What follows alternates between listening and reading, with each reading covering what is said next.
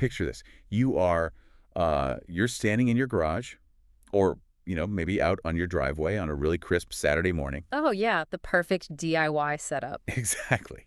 You got a fresh cup of coffee resting on your workbench and a stack of newly purchased pine. Or, hey, maybe you splurged and got some really expensive walnut. Always a stressful purchase, the walnut. Oh, totally. Oh, yeah. But you have this burning desire to build something with your own two hands. Yeah. So you pull out your phone, you search for a tutorial on, I don't know, building a mid-century modern coffee table. Right. And within seconds, literally seconds, you are looking at hundreds of free project ideas.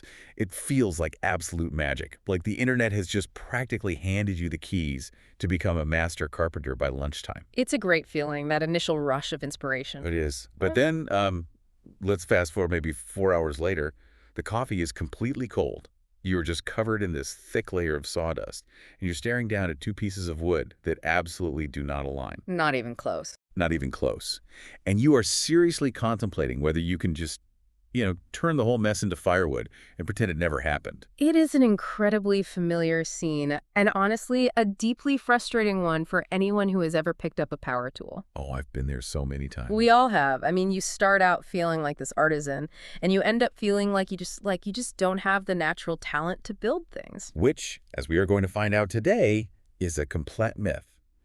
Our mission for this deep dive is to really settle a debate that every single DIY enthusiast, and honestly, pretty much every creative person, faces at some point. Yeah, the classic dilemma. Right, like, why in the world would you ever pay for instructions or plans when the internet is absolutely overflowing with free tutorials? It's a great question. So to figure this out, we are looking at some fascinating excerpts from a text called The Craft of Precision, Free versus Premium Woodworking Plan. Which is just a fantastic read, by the way. I mean, it takes something that seems like a really basic consumer choice, like, should I use a free download or pay for a plan? And it cracks it wide open. It really does. Yeah, to reveal all these hidden layers about how our brains process new information, how we learn complex physical tasks, and why we sometimes just completely sabotage our own hobbies without even realizing it. Okay, let's unpack this, Right. because we really need to figure out the core debate here. Mm-hmm. Are these free plans actually a shortcut to a productive weekend?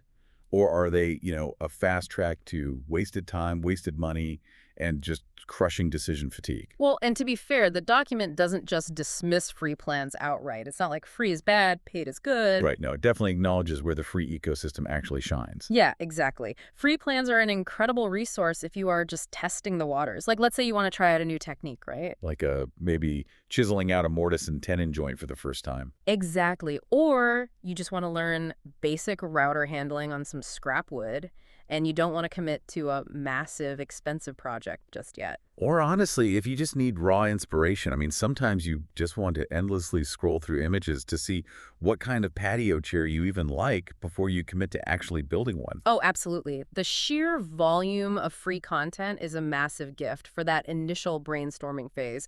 And, there are so many talented woodworkers out there sharing their builds purely out of love for the craft. Right. But that brings us to the central warning of the document, which is what they call the inconsistency trap. The inconsistency trap. Yeah, this is huge. Because there is no standard for publishing a free tutorial, you just never really know what you're going to get until you're, already knee-deep in sawdust and half your wood is cut. Right, you're already committed. Exactly. Reading through this section of the text, it instantly reminded me of online recipe blogs. Oh, that is a perfect comparison. Right, because we've all been there. Sometimes you strike gold. You get a recipe with exact measurements in grams. You get step-by-step photos of what the batter should look like at every single stage, and the cake is just an absolute triumph. But other times? Other times, yes. Yeah. You get like a 10-paragraph story about someone's summer vacation in Tuscany and a really beautiful, professionally lit photo, and the actual instructions just vaguely say, mix ingredients and bake until done. Bake until done. I mean, those are literally the three most terrifying words to a novice baker. Exactly. Bake until done. But let's extend that analogy a little bit, because with baking, if a blogger forgets to mention, say, the baking powder, the cake just doesn't rise. It's frustrating, but it's a localized failure. You toss the cake, you start over. Right. But in woodworking, if an expert doesn't explicitly tell you to account for something called the kerf, which is the actual thickness of the saw blade itself, the failure compounds, That is a brilliant way to look at it. The Yeah. kerf is a perfect example of this disconnect because think about it. When a saw blade cuts through wood, it turns about, I don't know, an eighth of an inch of that wood directly into sawdust. It literally vanishes. Right, it vanishes. Now, an expert doesn't even think about this. It's totally automatic for them. They naturally align the blade on the outside of their pencil line to account for that lost wood. But a beginner takes that saw and puts the blade dead center right on the pencil line. Meaning that every single cut they make is suddenly a 16th of an inch too short. Exactly. And like you said, that error compounds. It's not just one bad cut. By the time they assemble, say, 4 pieces for a table frame, that frame is now a 1/4 inch out of square. Wow. A 1/4 of an inch is a lot in furniture. It's massive. The tabletop won't sit flat, the joints have gaps in them, and the beginner is just standing there, pulling their hair out, having absolutely no idea why their perfectly measured boards do not fit together. Because they did measure perfectly. They just didn't know the unwritten rule. And the text actually gives a really fascinating psychological term for why these experts leave out those crucial details. It calls it the curse of knowledge. Yes, the curse of knowledge. It's a very well-documented cognitive bias because, the talented woodworker writing that free tutorial, they genuinely want to help. They aren't trying to trick you. Right. But when you know a subject that intimately, your brain shifts all those foundational skills into muscle memory, you fundamentally lose the ability to remember what it feels like to not know it. That is so interesting. You forget how to be a beginner. Exactly. They leave out the kerf, or they forget to tell you, which direction the wood grain should face for structural strength, because to them, those details are literally as obvious as breathing. Which means, and this is the really scary part for a DIYer, if I download 2 free plans for projects of the exact same complexity, I might get 2 completely different learning experiences. Yep, it's a total dice roll. One holds my hand the entire way, and the other one just hands me a rough sketch and gives me a pat on the back. So if the curse of knowledge means experts are leaving out the most crucial steps, what exactly does a missing step look like when you're actually at the workbench? Oh, it's usually masked as something very simple. Right, so let's look at the anatomy of a failed build. The text gives this great example of a vague instruction. It simply says, quote, attach the side supports to the front frame. I mean, it sounds so simple and definitive when you read it on a screen, doesn't it? It really does. Yeah. Attach the side supports. But then I'm actually standing there physically holding these heavy pieces of oak in my hands, and I'm thinking, okay, attach them how? Right.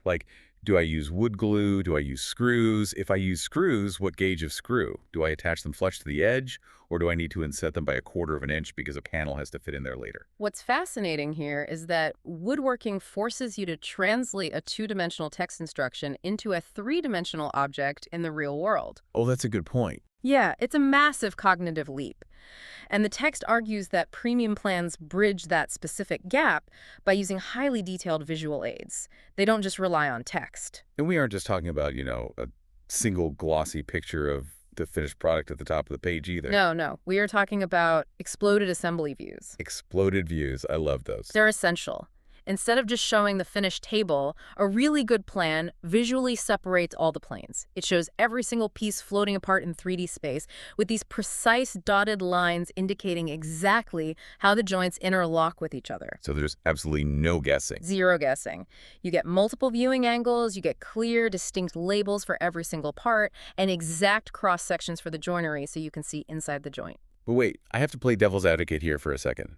Because I could hear some people saying, isn't half the fun of a DIY project figuring it out yourself? Okay, yeah. I mean, problem solving is supposed to be part of the charm of having a hobby, right? If it's too easy, it's boring. That's a fair point, but only if you already have the foundational skills to fall back on.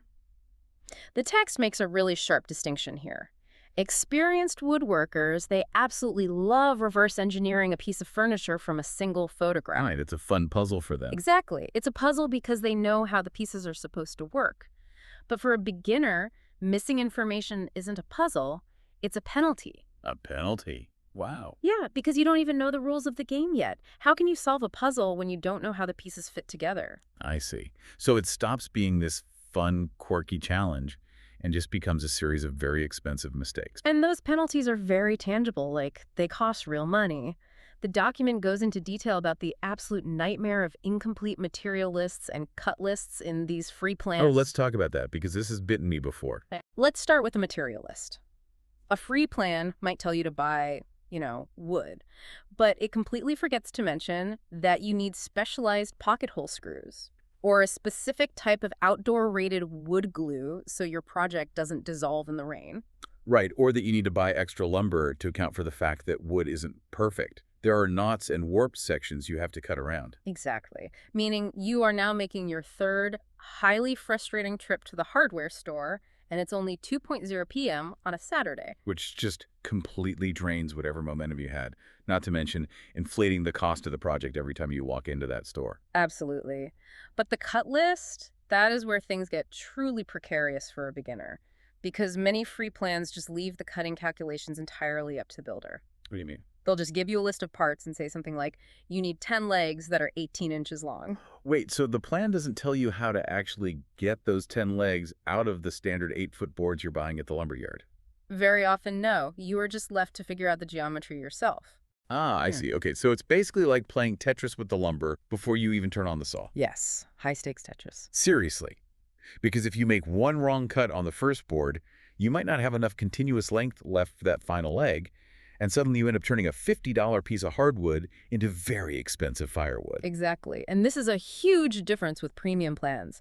They generally provide what's called an optimized cut list. Oh, I've seen these. Yeah, it visually maps out every single piece you need onto the fewest number of boards possible. It solves the entire Tetris puzzle for you, giving you the exact dimensions and labels for every single piece before the saw blade ever even touches the wood. Which is incredible. Because those dad cuts, those constant trips to the hardware store, they don't just drain your wallet.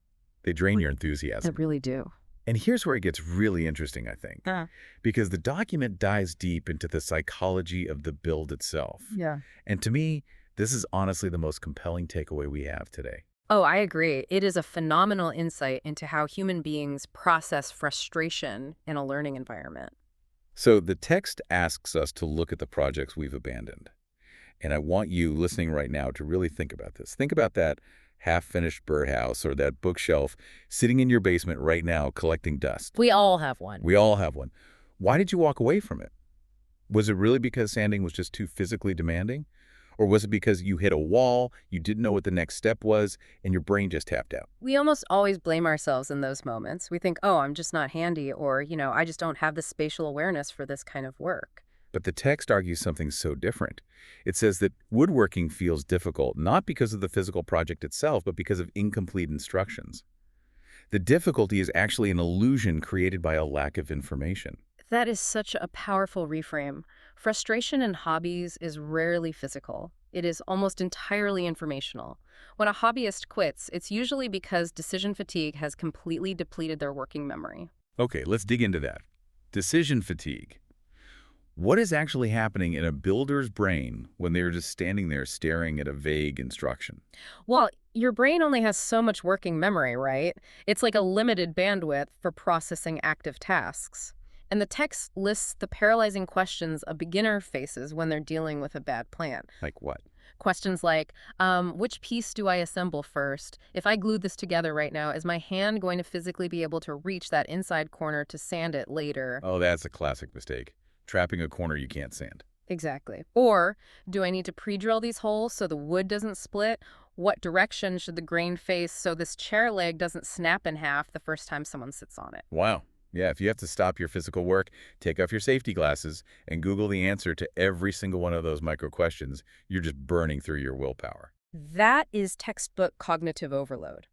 If all of your mental energy is being burned up just trying to decipher the sequence of steps, you literally have no neurological bandwidth left to focus on the actual physical skill. It's like your brain is too busy panicking to control your hands. That's exactly it. Your hand shakes when you hold the saw because your brain is panicking about whether you're even cutting the right board in the first place. That makes so much sense. So a good plan, like a truly step-by-step sequence, answers those questions before they even become problems. It preempts the anxiety completely. Yes. And, there is this persistent myth out there that using a highly detailed step-by-step plan means you are, cheating. Or that you're just assembling adult IKEA furniture. Right, like you aren't a real woodworker if you don't design it yourself. Exactly. But the text argues the exact opposite. Good plans actually help you practice true craftsmanship more effectively. By removing the cognitive overload of figuring out what to do, you can finally focus all your attention on how to do it. You can focus on, holding the chisel at the absolute perfect angle or achieving a flawlessly smooth, sanded finish. Because your brain isn't screaming in panic in the background, you know you are sanding the correct piece because the plan told you exactly which piece to pick up. Precisely. You are practicing the physical craft, not the mental gymnastics. So if complete step-by-step instructions are really the master key to preserving your working memory and actually enjoying the hobby, how does a builder find them? Well, that's the catch. The internet has a huge structural problem when it comes to organized knowledge, and that friction has really led to the evolution of the premium ecosystem. Right. Because the text points out that the free internet is incredibly fragmented.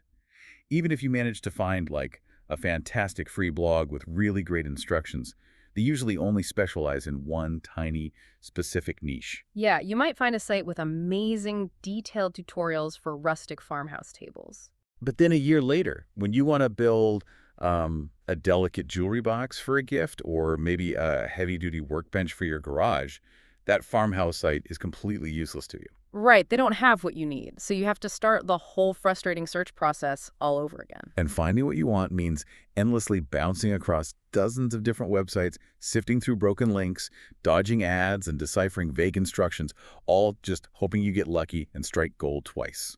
It's massively inefficient. It kills the drive to create. And this is really where the text introduces its primary example of a solution, which is a platform called Teds WoodWorking Plans. Now, what really caught my eye here wasn't just the fact that it's a paid library. It's the sheer scale of the thing. I mean, we are talking about a downloadable PDF with like 20 patio projects. Not at all. The document describes this as a massive digital repository containing over 16,000 woodworking plans. 16,000. It is just a staggering volume of information to have centralized in one single place. But, the volume isn't really the whole point, is it? I mean, sure, it covers everything from outdoor structures and storage sheds to children's toys, cabinets, shelving, you name it. But based on what we just discussed about cognitive overload, I imagine the real value here is psychological. If we connect this to the bigger picture, yes, absolutely. A centralized library completely changes how a hobbyist approaches their craft. When you have 16,000 plans meticulously organized and just ready to go, you don't have to spend your Friday night scouring Pinterest and trying to reverse engineer a blurry photo of a bookshelf. You completely bypass the friction. Yeah. You basically shift from research mode directly into creation mode. Exactly. You open the library, you find a fully fleshed out plan with those exploded views and the optimized cut list we talked about, and you drive straight to the lumberyard. It preserves your enthusiasm for the actual building process. So, synthesizing all of this, the text lays out a very clear decision matrix for the modern builder. It basically says, look at your own habits objectively. If you only build something, say, once every 5 years, or if you are already a master carpenter who just uses plans as a loose suggestion to hack your own designs. Then stick with the free stuff, right? You don't need to pay for a library. Exactly. But the matrix flips completely if your goals are different. If you build regularly, or if you are a beginner who really wants to build a solid foundation without learning terrible habits, or honestly, if you simply want to stop ruining expensive hardwood with bad cuts. Then investing in a premium library is just the logical choice. It's an investment in your own sanity. It's really about protecting your time. It is. The text is very clear on this point. The monetary cost of a premium plan is usually completely dwarfed by the cost of the lumber you will inevitably waste trying to guess your way through a free, vague tutorial. It pays for itself in the first mistake you didn't make. So what does this all mean for us? When we step back and look at this entire document, from the curse of knowledge to the geometry of cut lists to the crushing weight of decision fatigue, we can start to see a really empowering core message. I completely agree. The central takeaway here is that the best woodworking plan isn't defined by whether it's free or paid. Right. It's the one that gives you the confidence to actually finish what you started. The best plan is the one that removes the anxiety, helps you learn a new physical skill safely, and leaves you feeling genuinely proud of what you've created with your own hands, rather than leaving you frustrated in a pile of sawdust. And for you listening, I think this is a perfect moment to reflect on your own creative endeavors. The next time you start a project, whether you are cutting wood or writing code, or even trying a complex new recipe, consider how much your own time, your materials, and your peace of mind are actually worth to you. That's a great question to ask yourself. Are you willing to pay a small premium upfront to remove the friction and guarantee a smoother experience? Because very often, protecting your enthusiasm is the most vital investment you can make in any hobby. Protect your enthusiasm. Yeah. I really love that phrasing. And, that brings me to one final thought for you to chew on, something that wasn't explicitly stated in the text, but that has been bubbling up for me throughout this entire conversation. Oh, let's hear it. Think back to standing in that driveway with your fresh pile of lumber.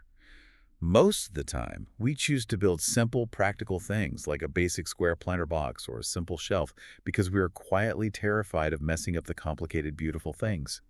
But if having perfect, foolproof instructions completely removes the fear of making a mistake, Yeah. how does that change why you build? Oh, wow. Right?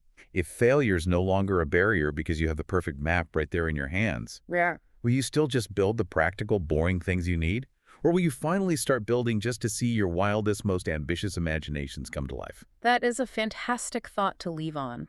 Until next time, keep exploring, keep building, and thank you for joining us on this deep dive.